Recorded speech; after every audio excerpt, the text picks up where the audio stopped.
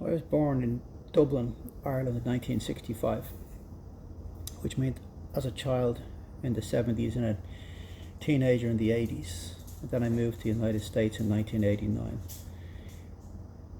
So when I was about 18, what's up, doggy?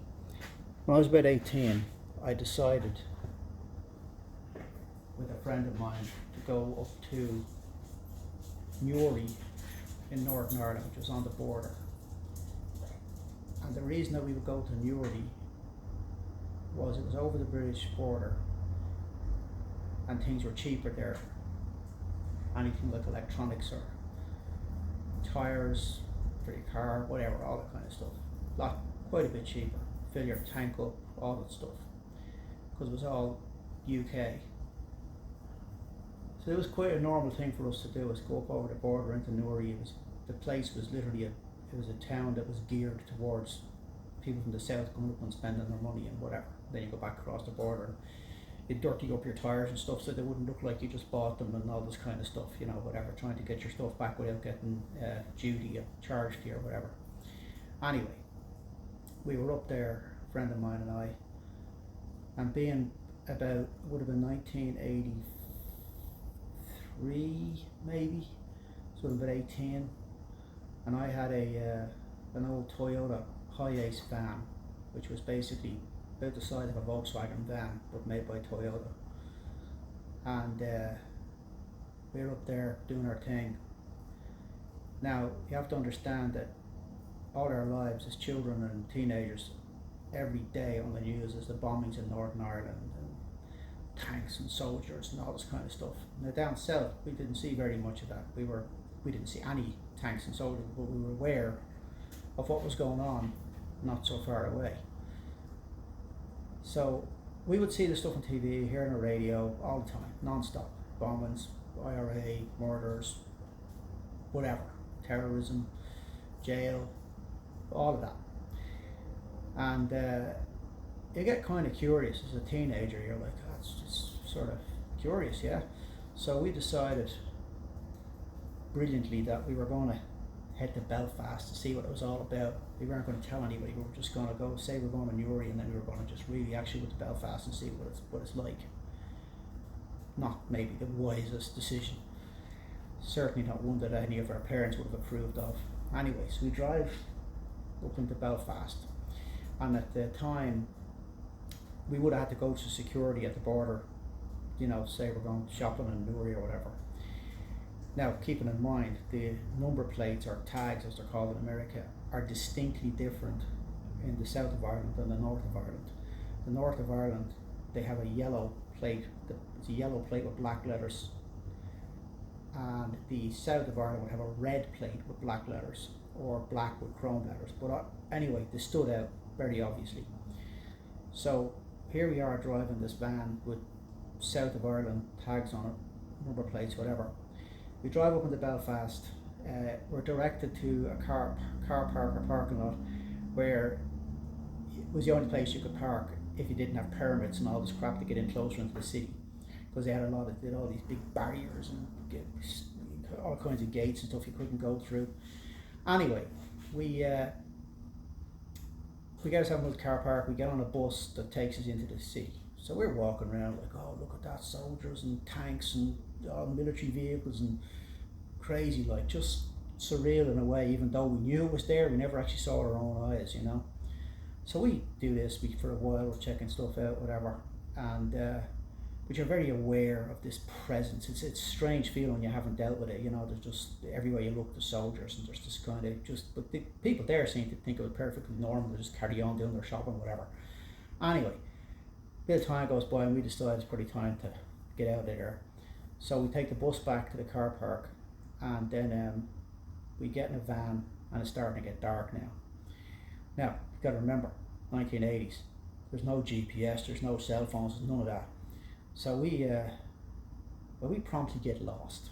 We're trying to find our way out of Belfast back onto the road back to Dublin, and we can't find our way. So we get completely lost.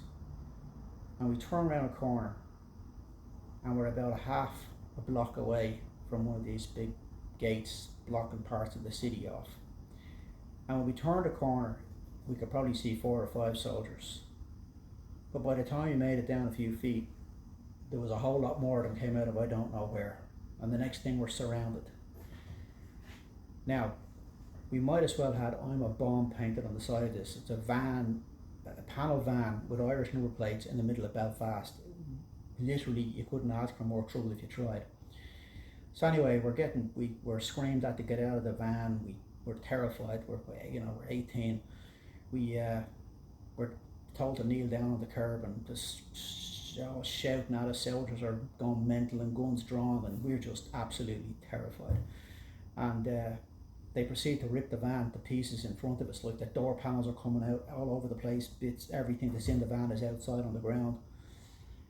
And just scared to death. And the older soldier, who's probably in his late 20s at that point, the rest of them were practically our age, 18, 19, whatever. And they would have, a lot of them wouldn't know anything about the history. They're from England, they really wouldn't know anything about the history of Northern Ireland. They're just told that them Irish fellas hate you, so not a good idea to be, you keep your guard up when you're around them or whatever. They've been told how horrible, terrible the Irish Catholics are. They were all terrorists and all that, God knows what. So they're nervous, but they've got guns, right? So after a while of this screaming and roaring and all this sergeant guy, the one that's kind of in charge, is asking us where we're going, what we're doing, and anyway, we were blurting out like, we're going back to Dublin, we got lost, and what are you doing in Belfast in first place? And I was honest, I said, we were just kind of curious, it's always stupid. And anyway, it was just yelling and shouting, goes on for a while. But as I'm kneeling there, I'm very aware of the fact that now I'm remembering all these stories about how people getting arrested and you could be held for up to 24 hours based on suspicion alone. And then you could have a confession beaten out of you. You hear all these stories and you're just thinking, God, what have I done? It's like a nightmare. So fortunately for us, there was nothing in the van that was a threat. Not that they really needed anything specific, but they didn't find anything in the van that was a threat. So there was this moment where he's standing there staring at us, and I feel like he's deciding whether we're going back to get locked up and God knows what the hell's going to happen to us after that, or whether he's just going to let us go. So we're terrified, and after a couple of minutes he says, you two better do the best fucking 3-point turn you ever did and get the fuck out of here. And if you're not out of here in 5 minutes, you're going in that van. We didn't want to go in that van, trust me. So we just literally jumped into the van, and your man says, no. We were leaving everything on the ground. We didn't give two shits. There was a bloody ghetto blaster, which was a big radio tape thing, back then. There was all kinds of stuff lying on the ground. I didn't give two shits about any of it. All I wanted to do was get that van and get out of there. But he insists, no, you have to pick all that stuff up. You can't leave all that stuff lying around. So we're like, all right, no problem. And so we were just firing the shit into the van. Their door panels and all were laying on the ground. Just with everything, we could just thrown it in the back. No, give a shit. And we got the hell out of there. And we drove very quietly the couple of hours home and swore we were never telling anybody this story, our parents or nothing, because they'd kill us. Like, it was the most stupid thing we could have ever even thought to do. So we just sort of go home, back to normal life, and let it go. Probably 15 years later, I'm sitting at home. I'm home from America for a visit to Dublin, parents' house. We're having Christmas dinner. My brother's there, and we're all families there, whatever. And my brother's talking about had to go to Belfast on business. And he says, you Paul, you've never been to Belfast actually, have you? And I said, well, actually, I have. And I relayed this story. And by the time I was done the story, my mother was in tears. And my father was angry / upset, like emotionally. They were just, what on earth were you thinking? They just couldn't believe that this had happened, and realized the possibility of what that could have been. And I said, I don't know what to tell you. I was 18 and stupid, and it could have been a life-changing decision that could have gone very, very bad. But fortunately, it didn't. But I did swear that I would never in my life go across that border again. Ever. Nothing, no how, no way, never. So maybe 5 or 6 years ago, we're 2025 now, so I'm guessing somewhere in 2018 or 19, my mother asks me while home on a visit, is there any chance that I could drive her to Bangor in Northern Ireland to visit a friend of hers she hasn't seen for a very long time? And I said, a bit nervous, but I said, okay. So we set off, and at some point on this drive I noticed the road signs had changed a bit, and I said, are we in Northern Ireland?